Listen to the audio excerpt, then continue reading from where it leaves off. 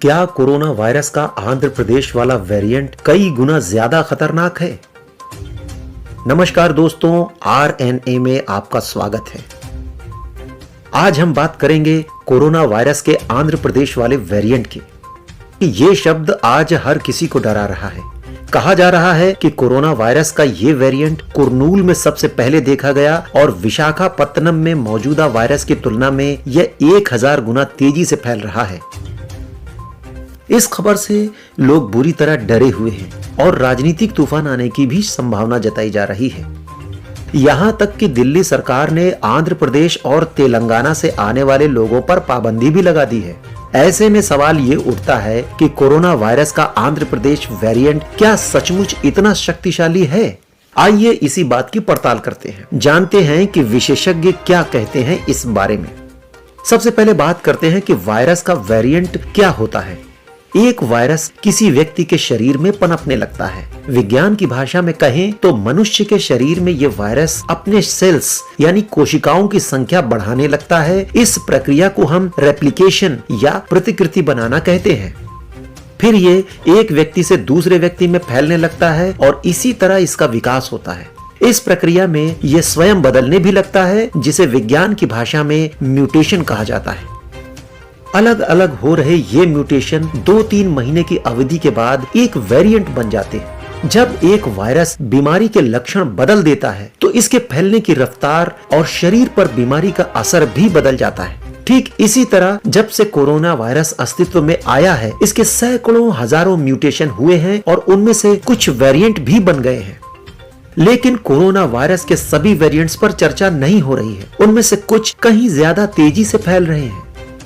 Nizamabad government medical college की doctor मदाला किरण कहती हैं कि विश्व स्वास्थ्य संगठन के अनुसार आज दुनिया में कोरोना वायरस के सैकड़ों वेरिएंट्स हैं, लेकिन उनमें से हमें केवल 3 वेरिएंट्स को गंभीरता से लेना चाहिए।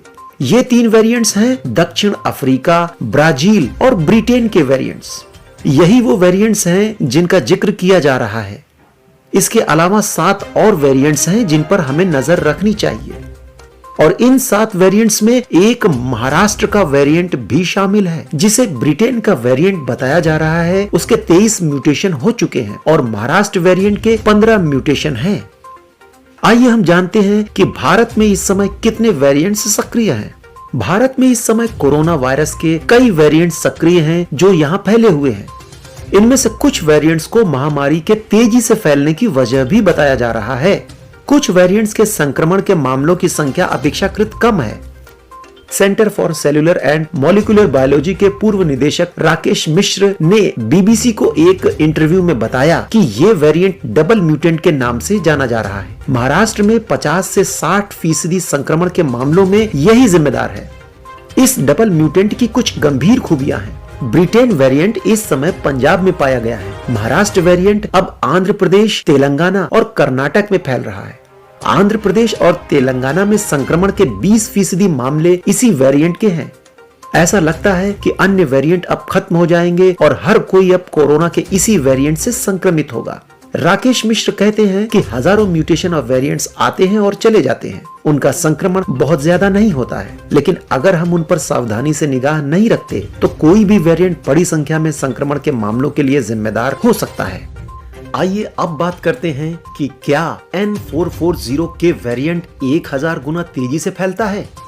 आंध्र प्रदेश और तेलंगाना में फैले कोरोना वेरिएंट को N440K का नाम दिया गया है।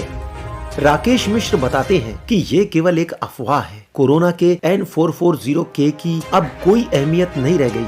कई महीनों पहले ये अस्तित्व में था और अब ये खत्म हो गया है। वे इस वेरिएंट को लेकर तस्वीर साफ करते हुए कहते हैं कि दक्षिण भारत के 5% मामलों के लिए भी शायद ये वेरिएंट जिम्मेदार नहीं है। इससे भी ऊपर ये कहना गलत है कि 1000 गुना तेजी से ये फैलता है। उनका ये भी कहना है कि इस वेरिएंट और कोरोना संक्रमितों के मौत के बढ़ते आंकड़ों के बीच कोई संबंध नहीं है। राकेश मिश्र कहते हैं कि सच तो ये है कि महाराष्ट्र का डबल म्यूटेंट वेरिएंट और ब्रिटेन का वेरिएंट कोरोना के N440K वेरिएंट से अधिक तेजी से फैलते हैं। उनका कहना है कि मनुष्य के शरीर में वायरस के फैलने की रफ्तार और लैब में इसके तेजी को एक तरीके से नहीं देखा जाना चाहिए। वे कहते हैं कि लैब में एक वायरस तेजी से फैल सकता है, लेकिन मनुष्य के शरीर में ये उतनी तेजी से नहीं पनपता है, क्योंकि लैब में वायरस को किसी प्रतिस्पर्धा का सामना नहीं करना पड़ता है और शरीर के पास प्रतिरोधक क्षमता भी होती है जो लैब में नहीं होती। राकेश मिश्र बताते हैं कि इसलिए वायरस वहाँ ग्रोथ तो करता है। इससे हमें ये नहीं समझना चाहिए कि जो चीज लैब में विकसित होगी वो मनुष्य के शरीर में भी बढ़ेगी। इन हालात में आंध्र प्रदेश वेरिएंट शब्द का इस्तेमाल राजनीतिक संदर्भ में होने लगा है और लोगों में इसका डर बढ़ रहा है। यहाँ तक कि आंध्र प्रदेश सरकार को इस पर स्पष्टीकरण देने के लिए सामने आना पड़ा है। आंध्र प्रदेश के कोविड कमांड कंट्रोल सेंटर के चेयरपर्सन KS जवाहर रेड्डी ने कहा, कोरोना वायरस के N440K वेरिएंट को लेकर चिंता करने जैसी कोई बात नहीं है। पिछले साल जून जुलाई में इसकी पहचान की गई थी। ये दिसंबर, जनवरी और फरवरी में भी फैला और मार्च में खत्म हो गया। इसके संक्रमण के मामले 3 राज्यों में देखने को मिले थे, लेकिन ये बहुत कम फैला था। वे कहते हैं, अगर ये सचमुच खतरनाक होता तो विश्व स्वास्थ्य संगठन ने इसके बारे में बात की होती। Indian council of medical research ने इसे खतरनाक घोषित कर दिया होता। ये कोई ऐसी समस्या नहीं है जिसको लेकर हमें परेशान होना चाहिए। Global influenza surveillance and responsive system GISAID से दुनिया भर के कई संगठन और प्रमुख वैज्ञानिक जुड़े हुए हैं। GISAID का भी कहना है कि कोरोना वायरस का N440K म्यूटेंट उतना गंभीर नहीं है। डॉक्टर मदाला किरण कहती हैं कि कोरोना वायरस का N440K वेरिएंट कुर्नूल से पूरे देश में फैला, लेकिन ये पिछले साल हुआ था, अभी नहीं। आइए अब हम ये जानते हैं कि क्या महाराष्ट्र वेरिएंट खतरनाक है। इस समय महाराष्ट्र वेरिएंट आंध्र प्रदेश और तेलंगाना में तेजी से फैल रहा है। इसे डबल म्यूटेंट का नाम दिया गया है। कोरोना वायरस के 2 म्यूटेशन L452R और E484Q की खूबियां महाराष्ट्र वेरिएंट में उच्च स्तर पर मौजूद हैं। डॉक्टर मदाला किरण कहती हैं कि महाराष्ट्र के दोनों ही म्यूटेंट ने इंसानी शरीर से अपना जुड़ाव मजबूत कर लिया है। इस वजह से संक्रमित लोगों में इसके गंभीर लक्षण देखने को मिल रहे हैं। दूसरी तरफ स्थानीय अधिकारियों का कहना है कि विशाखापत्तनम में संक्रमण के मामलों की संख्या तेजी से बढ़ रही है। आंध्र मेडिकल कॉलेज के प्रिंसिपल और उत्तरी आंध्र प्रदेश में कोविड प्रबंधन के नोडल ऑफिसर डॉक्टर सुधाकर कहते हैं कि वायरस का इंक्यूबेशन पीरियड यानी संक्रमण के लक्षण सामने आने में लगने वाला समय जबरदस्त रूप से कम हो गया है। पहले 7 दिनों में इसके लक्षण सामने आते थे, अब इसमें केवल 3 दिन का समय लग रहा है। कफ की प्रॉब्लम भी बढ़ गई है। नौजवान लोगों पर इसका असर दिख रहा है। मृत्यु दर के आंकड़े भी बढ़े हैं। ठीक इसी तरह ऑक्सीजन की जरूरत वाले मरीजों की संख्या भी 15% बढ़ गई है। कुल मिलाकर देखें तो इसका गंभीर असर पड़ा है। ऐसा लगता है कि अगले 2 महीने तक इसी तरह से ये जारी रहेगा। हालांकि इस बात को लेकर फिलहाल तस्वीर साफ नहीं है कि विशाखापत्तनम में कोरोना महामारी की गंभीरता महाराष्ट्र वेरिएंट की वजह से है या फिर किसी अन्य वेरिएंट के कारण।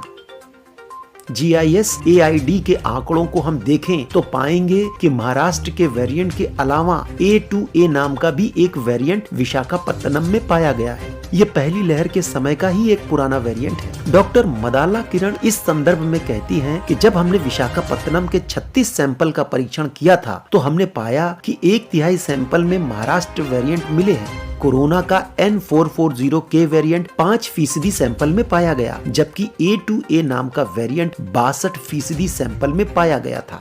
दक्षिण अफ्रीका, ब्राजील और ब्रिटेन के वेरिएंट विशाखापत्तनम में नहीं मिले हैं। आइए जानते हैं कि ये कैसे संभव है। वायरस एक व्यक्ति के शरीर में म्यूटेट करने के साथ साथ जब दूसरे व्यक्ति में प्रवेश करता है तो अगले ठिकाने पर भी वो म्यूटेट करता है।